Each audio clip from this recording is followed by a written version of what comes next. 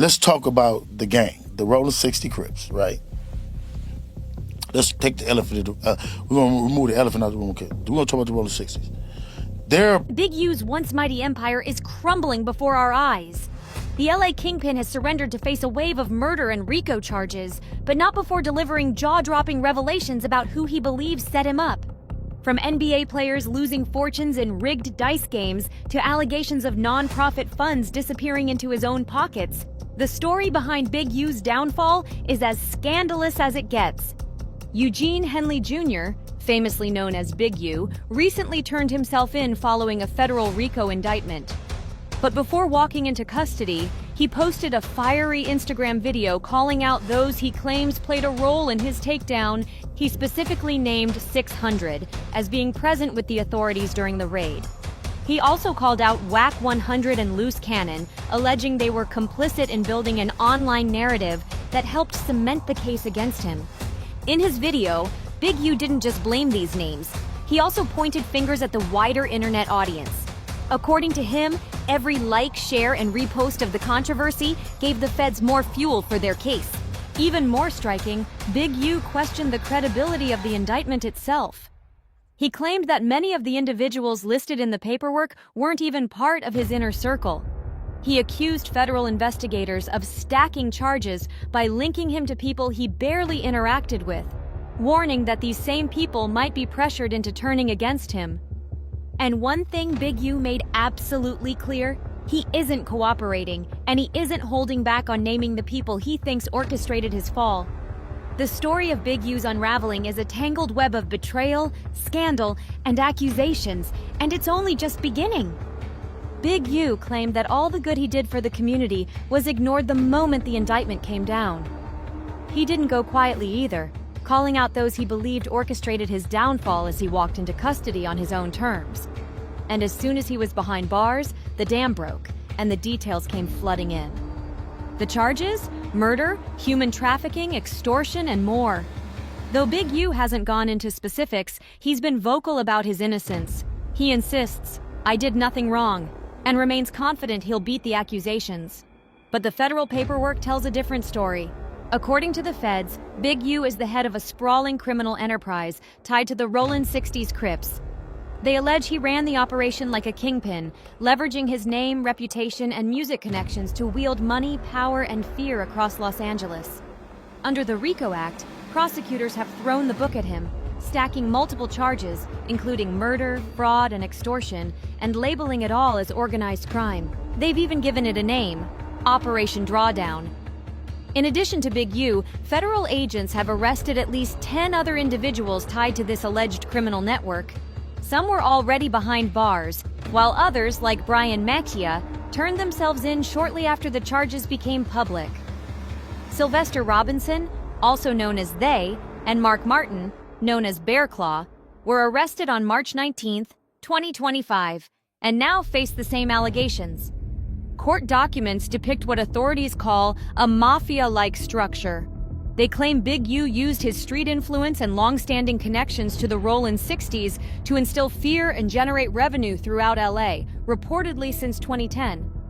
While allegedly acting as a powerhouse of his own, Big U's so-called enterprise is accused of collaborating with the Rolling Sixties and other criminal groups whenever mutual interests aligned. The picture painted by federal prosecutors is one of a deeply entrenched criminal machine operating in the shadows of Los Angeles for over a decade, now laid bare by the sweeping RICO charges. The Big U enterprise, prosecutors say, is a powerful and independent criminal network involved in a range of illegal activities: murder, extortion, robbery, human trafficking, worker exploitation, fraud, and illegal gambling. And the more the feds dig into the case, the darker it appears. One of the most chilling accusations involves the 2021 killing of a young rapper signed to Big U's own label, Unique Music. Court documents refer to the victim only as RW, a rising artist who had just started making a name for himself. But according to prosecutors, a diss track RW released proved fatal. They claim the song hit too close to home, sparking a deadly confrontation. The allegations state that Big U drove RW out into the Nevada desert and shot him. RW's body was discovered dumped near Interstate 15, A stark reminder, prosecutors say, of the cold, calculated way Big U handled perceived threats. But it wasn't just about personal vendettas. Authorities claim Big U's operations resembled those of a mob boss, employing not only fear and violence, but also meticulous planning. His influence reportedly extended far beyond the streets, touching studios, corporate offices, and even media platforms. His long-standing ties with the Rolling Sixties and other groups gave him a commanding presence few dared to challenge. The Big U enterprise, according to federal statements, used multiple layers of intimidation. Fear wasn't confined to back alleys or street corners. It played out in studios, documentaries, podcasts, and social media. Big U reportedly leveraged his image as an original gangster to generate fame, instill fear, and promote the enterprise's reputation. His media appearances, whether interviews or documentaries, are alleged to have been tools in a broader strategy, showcasing Big U as an untouchable figure whose reach extended everywhere. Prosecutors paint a picture of a man who combined street smarts, media savvy, and a deeply entrenched network to maintain power. The message he allegedly projected was clear. Big U's influence knows no bounds, and those who cross him face serious consequences. Federal investigators say the entire scheme had one clear objective: to create a larger-than-life image, fuel fear, and shield the criminal enterprise from scrutiny. But it wasn't just image building that raised eyebrows. There was also a troubling financial trail. According to the complaint, Big U allegedly diverted donation funds from his nonprofit, Developing Options, straight into his personal accounts. These donations, reportedly made by high-profile celebrities, award-winning companies, and even NBA players, were meant for community initiatives. Instead, the feds claim the money was misappropriated, with city and federal funds involved through ties to Los Angeles' Gang Reduction Youth Development Foundation. It didn't stop there. The complaint also accuses Big U of filing fraudulent pandemic relief paperwork for his music label, Unique Music. While records claim the company turned a $200,000 profit in 2019, prosecutors allege it actually lost $5,000. Despite this discrepancy, Big U still received the relief funds. And the indictment doesn't shy away from his criminal history. Big U served 13 years starting in the 1990s after a failed attempt to rob an undercover officer for cocaine. Prosecutors are now using that past conviction as part of the broader narrative they're presenting. Acting U.S. Attorney Joseph McNally stated that the unsealed complaint outlines a criminal enterprise involved in murder, extortion, human trafficking, and fraud. FBI Representative Ale Davis added that this effort is part of a larger campaign to bring order to Los Angeles neighborhoods. So far, 10 individuals have been arrested, 4 of whom were already behind bars. Another 5 remain at large. If these charges stick, Big U could be looking at life in federal prison.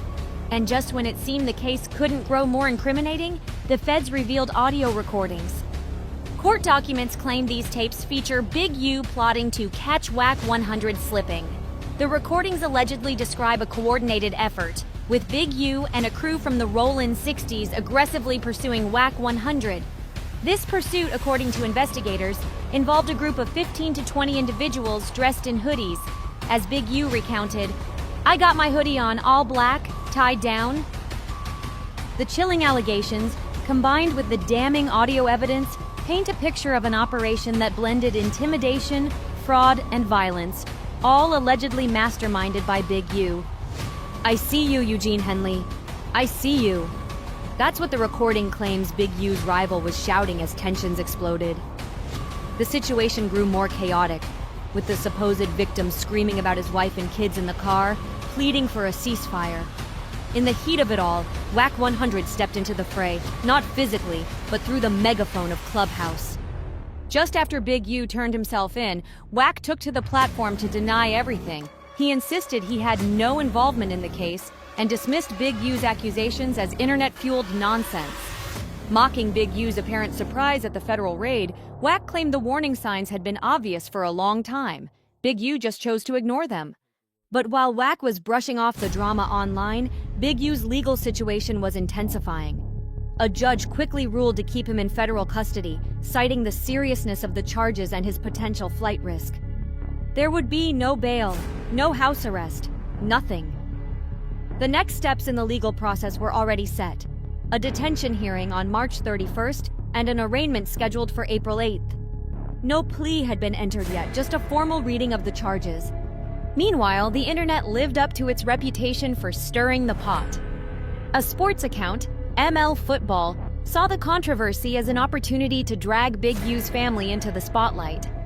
They posted a tweet linking Big U's criminal allegations to his son, Dion Henley, a standout linebacker for the Chargers. While they stopped short of making any direct accusations against Dion, the post's insinuations caused a stir. Fans quickly stepped in to shut down the speculative noise.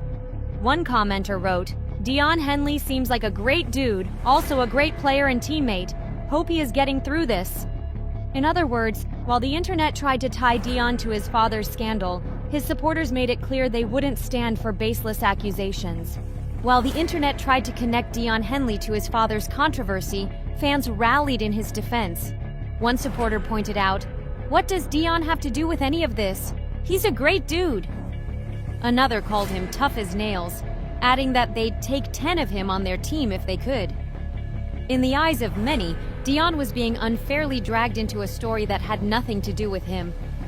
Nobody's denying the gravity of the charges against Big U, but bringing his son into the equation felt like a shameless grab for clicks. Dion remains focused on his football career, earning respect in the league and from his teammates. Meanwhile, Big U faces the possibility of life in prison. To understand how he ended up in this position, it's necessary to examine his long, checkered history, one that stretches back far before his public persona as a community figure. Eugene Big U Henley's criminal trail started making headlines long before the world knew him for his music ties or his activism. In 1991, he was arrested in a cocaine sting. This wasn't a small-time bust. He was caught trying to rob an undercover sheriff's deputy in a setup that earned him 13 years in state prison. Instead of fading into obscurity, that sentence only amplified his reputation.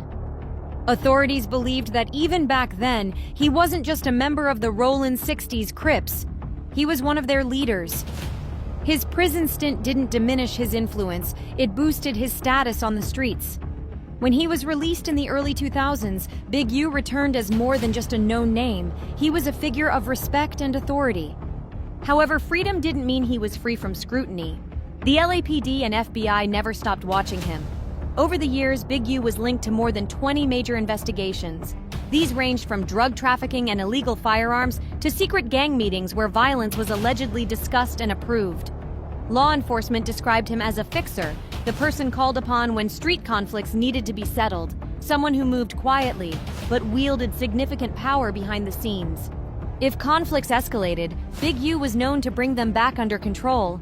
His influence ran so deep that it extended far beyond the street corners. Yet publicly, he presented an entirely different image. He visited schools, gave interviews on stopping gang violence, and founded a nonprofit called Developing Options, ostensibly to keep kids off the streets. But according to federal authorities, the nonprofit was a front. The indictment alleges that Big U used Developing Options to solicit donations from NBA players, businesses, and even city programs, claiming the funds would support community outreach initiatives. Instead, prosecutors say the money flowed directly into his personal bank account. No middleman, no additional paperwork, just straight into his pocket. Developing Options wasn't just a local charity. It received city backing through the Mayor's Gang Reduction Youth Development Foundation, which also used federal funding. As a result, prosecutors allege that the scheme wasn't confined to the neighborhood level. It crossed city and federal lines. IRS Special Agent Tyler Hatcher described the RICO charges against Big U and his associates as evidence of a broad pattern of crimes, from extortion to tax evasion, all orchestrated under a tightly run criminal organization. Hatcher claimed that Henley not only defrauded donors and businesses, but also misled the county of Los Angeles. While the nonprofit publicly promoted anti-gang solutions, authorities allege it was simultaneously fueling activities that ran completely counter to its stated mission. This case wasn't built overnight. LAPD Chief Jim McDonnell said the department had worked side by side with the FBI's Operation South Bureau Task Force on the Rolling Sixties gang for years. McDonnell praised the task force's efforts as critical in bringing the charges, emphasizing that the collaboration was a major step forward in combating gang violence and bringing relief to a long-suffering community. As the federal charges and IRS accusations piled up, state records from the California Franchise Tax Board added another damning layer.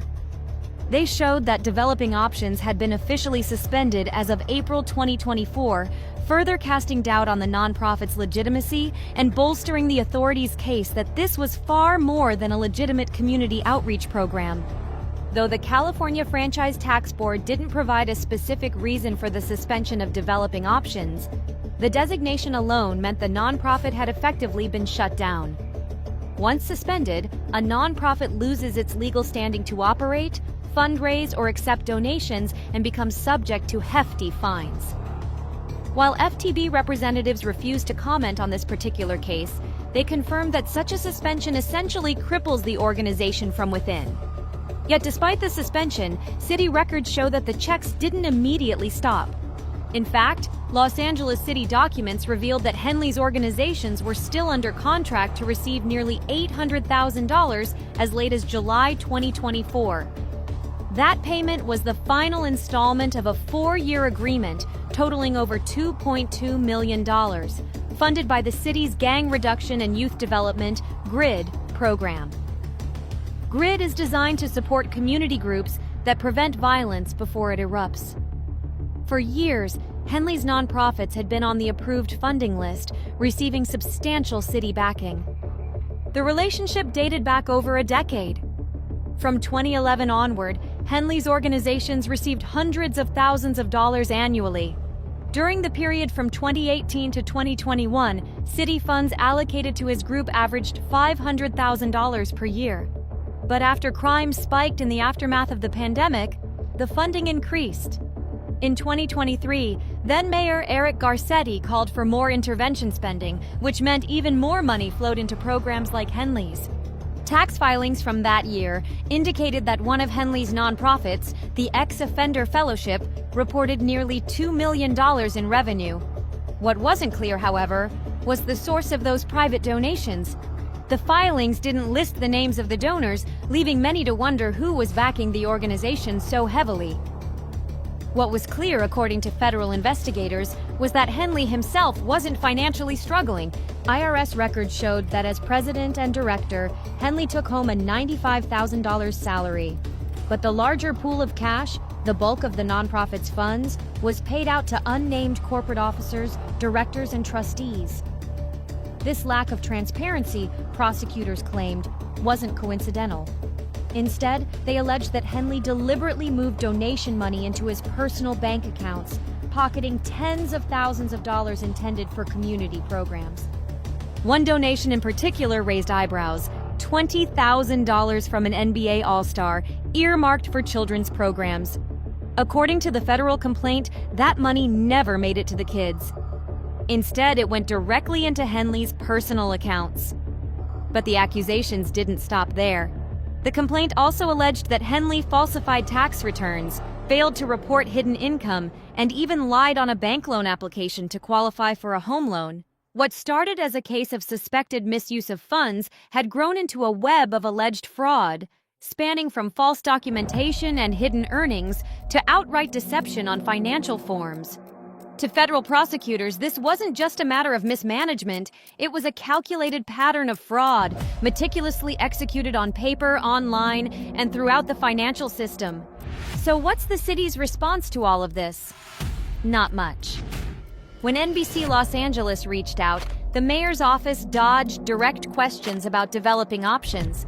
Instead, they sent a brief statement claiming the city had strict oversight measures in place, but also admitted that the complaint alleges a sophisticated scheme designed to sidestep that oversight. A city spokesperson emphasized their zero tolerance for malfeasance and noted that GRID program oversight had been tightened in recent years. However, when pressed for hard evidence, such as compliance checks or audit records, the city didn't produce any documentation. They also stressed that this alleged criminal activity was not reflective of the entire GRID program. With more than 20 organizations and hundreds of people working under the GRID umbrella, city officials pointed out that the program as a whole had contributed to reduced gang violence in LA for 2 consecutive years.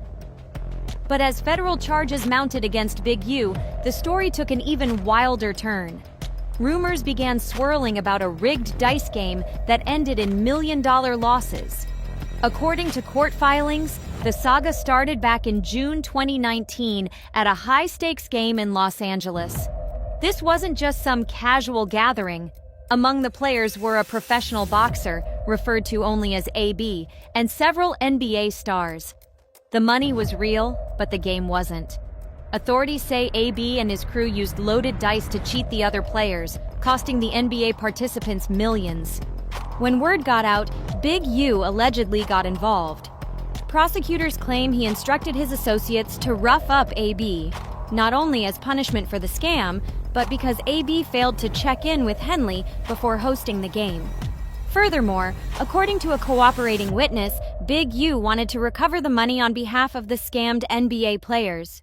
Federal documents state that Henley directed his crew to confront AB and retrieve the lost funds, reinforcing the image of Henley as an enforcer with influence that stretched far beyond his public-facing nonprofit work.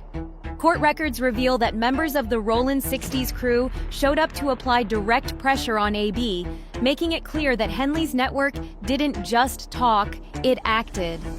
And according to a cooperating witness, this wasn't an isolated incident. Celebrities and athletes in LA were reportedly expected to check in with Big U before attending local events. Whether it was a game, a party, or a commercial shoot, failing to get Henley's green light supposedly invited serious retaliation from his enterprise. The complaint details a particularly high-stakes confrontation. In one recorded meeting, Henley allegedly told Victim 1 about a confrontation with AB after AB reportedly scammed a current NBA All-Star out of $1.5 million and a former NBA All-Star out of $5 million. Henley then discussed charging the defrauded players $100,000, not for legal representation, but simply to help them recover their lost money. And while these alleged schemes played out behind closed doors, Henley continued presenting himself as a public benefactor. That's where donations from NBA stars Draymond Green and Shaquille O'Neal come into the picture. Both believed their contributions would support developing options and its programs for kids. Green donated $20,000 in August 2019. Shaq contributed another $20,000, thinking it would benefit youth sports teams like the Crenshaw Rams. But prosecutors say the reality was much different. Instead of funding those programs, the money went straight into Henley's personal accounts. Between 2018 and 2023, the nonprofit received $2.35 million in city funds through the GRID program. The indictment claims that Henley didn't use the money to help the community as promised. Instead, it served as yet another source of personal enrichment. Henley's nonprofit Developing Options reportedly received $550,000 annually from the city, but prosecutors allege he personally pulled hundreds of thousands out of that total. While his public mission seemed admirable, a 2020 interview with Vibe paints a stark contrast to the charges against him. In that interview, Henley described his goal as creating a supportive environment for young African American kids, something he felt had been missing in his community. He said, "The ultimate goal is to be for young African American kids what the YMCA and these other places could have and should have been." Despite his stated intentions, the allegations suggest that the nonprofit served as a front for funneling public and private funds into Henley's pockets. According to investigators, his influence wasn't just built on fraud, though. It had deep roots in the streets of South Central Los Angeles, where he first made a name for himself decades ago. Henley's rise started in the Crenshaw district of the 1980s, a neighborhood where survival often meant becoming part of the gang culture early on. By his early teens, Henley had joined the Rolling Sixties Crips. For him, gang life wasn't a temporary phase, it was a way of life, a matter of survival. And even at a young age, Henley stood out. Not because he was the loudest, but because he was one of the smartest. He understood how to move strategically, how to organize, and when to exert pressure. By the late 1980s, Henley's reputation had grown to the point that law enforcement had taken notice. His name didn't just circulate on the streets, it showed up in police reports. Officers knew Henley was no ordinary gang member, he was a leader. That reputation only solidified after he served 13 years in prison. When he came home, Henley rebranded himself as a community figure, publicly flipping the image he had built in his early years. But as prosecutors now claim, the criminal activities behind the scenes never truly stopped. Henley's creation of developing options initially seemed like a legitimate fresh start. The nonprofit was involved with schools, youth centers, and even probation departments, giving Henley access to young people at pivotal moments in their lives. In those settings, he wasn't the enforcer from his past.